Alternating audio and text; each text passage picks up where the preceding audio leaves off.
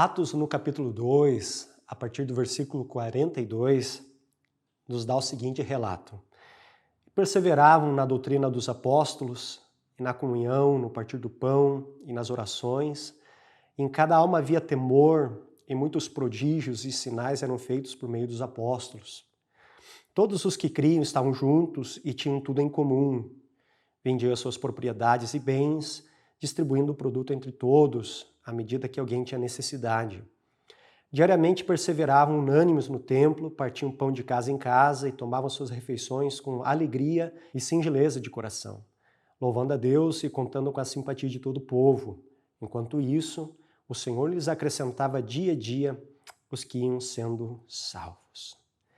Esse texto glorioso nos mostra, de certa forma, uma biografia do que era a realidade da igreja nos seus primeiros tempos. E nós percebemos aqui que a igreja ela se movia no pleno exercício da sua vocação. E quando eu falo vocação, eu não me refiro primeiramente àquilo que nós fazemos, o que nós desempenhamos em relação ao trabalho, ao nosso ofício, mas a vocação diz respeito à nossa própria salvação, à nossa própria comunhão e também à proclamação. A salvação porque o Senhor nos tirou do império das trevas e nos transportou para o reino do Filho do seu amor. A proclamação porque aí nós carregamos essa mensagem e nós a proclamamos e com isso nós somos cooperadores de Deus na expansão do seu reino aqui nessa terra. E no princípio da comunhão é que nós deixamos de viver de forma isolada, quer seja no meio em que nós nos encontramos e propriamente no mundo em si. E nós passamos agora a sair do nosso eu e passamos a caminhar em direção ao nosso nós. Sabendo, dentro dessa realidade que nós estamos numa plena construção da parte do Senhor que está operando essa realidade. E eu quero me deter especificamente nesse princípio da comunhão, porque é algo que faz toda a diferença, no deixar de viver essa solidão, esse isolamento e passar a viver nessa comunidade, ao qual a Bíblia vai fazer menção de uma unidade só, de um corpo onde nós somos membros uns dos outros. E existe um fator que é crucial, que vai tornar possível as nossas diferenças não nos impedirem de viver essa unidade, essa comunhão, que é o amor. O apóstolo Paulo vai dizer que o amor ele é o vínculo da perfeição, ou seja, aquilo que une e mantém tudo bem ajustado. E dentro dessa dinâmica do amor, nós vamos percebendo também que vai refletindo o caráter relacional do nosso Deus, algo que Deus tem falado conosco de forma muito profunda nesses últimos dias, porque existe sim todo um movimento que parte de Deus, mostrando o seu amor na criação, revelando esse amor no fato de que ele deu de si, ele se doou. É um movimento que parte, não centralizando na pessoa em si, mas algo que ela dá, algo que ela compartilha, algo que ela beneficia alguém. Então esse movimento é um movimento que parte de Deus, e é um movimento que deve partir de nós também, porque Jesus disse algo interessante: novo mandamento vos dou, que ameis uns aos outros como eu vos amei.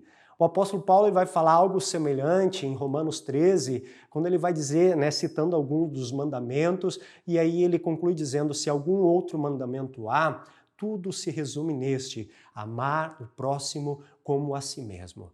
Eu vejo naquilo que Jesus falou algo mais profundo, porque eu tenho certeza que Jesus me ama mais do que eu me amo a mim mesmo. Então, quando Jesus diz para que nós venhamos amar um ao outro como Ele nos amou, devemos entender que esse amor, ele está relacionado ao amor de Deus diretamente, então é esse amor doador, esse amor que compartilha. Esse amor altruísta que esquece de si mesmo, esse amor que se doa, se sacrifica, que tem empatia com a dor, com a necessidade do seu próximo. Nesse princípio é que nós percebemos esse movimento de Deus agora partindo através de nós. É uma batalha porque nós sabemos que o pecado, ele inverteu essa realidade. Nós sabemos que temos uma natureza egoísta, aonde a busca não é para doar ou se doar, mas é para buscar e se ter. Eu e você temos um ego insaciável dentro de nós que quer tudo para si. Né? Tudo que nós desejamos, tudo que nós almejamos, nunca é em favor de alguém, primeiramente, em relação a esse ego. Tudo é voltado para nós. Então, enquanto o movimento de doar, se doar, de abençoar, de compartilhar, de partilhar, revela, né, o caráter relacional de Deus, esse outro movimento de querer tudo para si, né, de não querer se doar, né, de se autopreservar em todas as questões da sua vida, não se importando com a necessidade do próximo, revela o caráter do pecado. Então, diante dessa realidade, eu e você, como fomos inseridos nessa unidade, nessa comunhão, nós devemos, obviamente, manifestar esse caráter, né, esse movimento que revela o caráter relacional de Deus, porque Deus, ele tornou-se acessível a nós. Ele decidiu estabelecer com a sua criação um pleno relacionamento. Então ele não nos criou porque ele estava deficiente de algo ou havia alguma lacuna ao qual precisava ser preenchida. Ele vivia a plena unidade, né, com o Filho, com o Espírito, né, a Trindade divina, Deus Pai, Deus Filho, Deus Espírito Santo, na mais perfeita harmonia, na plenitude do amor, na plenitude da alegria, na plenitude do contentamento. Mas Deus decidiu externar isso com a sua criação, então ele criou todas as coisas, inclusive nós, para agora que a sua criação viesse a se relacionar com ele. Então esse movimento de se doar, que está em Deus agora, está em nós. E como nós fomos regenerados, e nós falamos nesse texto lido aqui da igreja do início, que ela vivia no pleno exercício da vocação, nós devemos buscar, por exemplo, nessa igreja, para vivermos essa realidade e não pegar algum texto, né, daquilo que está descrito nisso que lemos aqui, alguma parte, né, e dizer sim que é aplicável aos nossos dias e outra parte não. O que se sobressai aqui é um posicionamento de perseverança, mas também a comunhão, que tudo talvez é resumido no que diz o versículo 44, que diz assim: todos os que criam estavam juntos e tinham tudo em comum. É o que diz respeito à comunhão, que revela esse caráter relacional de Deus. O que é do Senhor, Ele nos deu também. Então, não é digno que nós agora venhamos proceder de forma contrária a isso em relação à nossa vida comum de igreja, achar que se eu tenho, tudo está bem, mesmo que o meu irmão não tenha. Então, é óbvio, se eu tenho, né, algo e eu vejo o meu irmão em necessidade, eu não devo apenas dizer para ele: vou orar por ti, meu irmão, Deus te abençoe. Tem que haver uma predisposição na manifestação do amor que vai fazer com que eu, mesmo que tenha pouco, doa do meu pouco, para que meu irmão, se não um todo, mas seja suprido em alguma área da sua necessidade. Esse amor nos educa a vivermos essa realidade e que o Senhor nos ajude para que aquilo que foi lido aqui não seja uma característica, né, apenas da igreja no início, né, que sejamos sim perseverantes na doutrina dos apóstolos, que eram os ensinamentos de Cristo, né, mas que venhamos lutar por essa comunhão, entendendo que quando diz respeito de comunhão, de unidade, isso não é uma responsabilidade apenas de alguém, é uma responsabilidade de todos nós. E a partir do momento que um ou outro ignora isso, acaba sobrecarregando aqueles que estão interessados.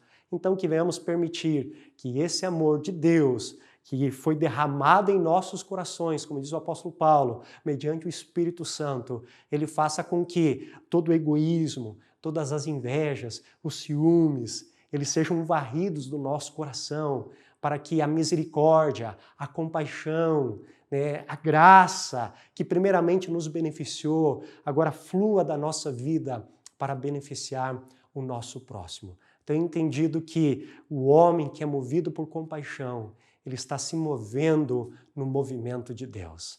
Então que essa palavra nos incentive e nos desperte a pôr em prática algo tão necessário e vital, que o mundo está carente como um todo, mas não deve existir em nós que fomos salvos, né? Que fomos agora inseridos nessa comunhão, e temos aí a graça do Senhor de poder compartilhar com o nosso próximo, com o mundo, essa realidade nos dada gratuitamente pelo Senhor. Que Deus abençoe você ricamente com essa palavra, em nome de Jesus.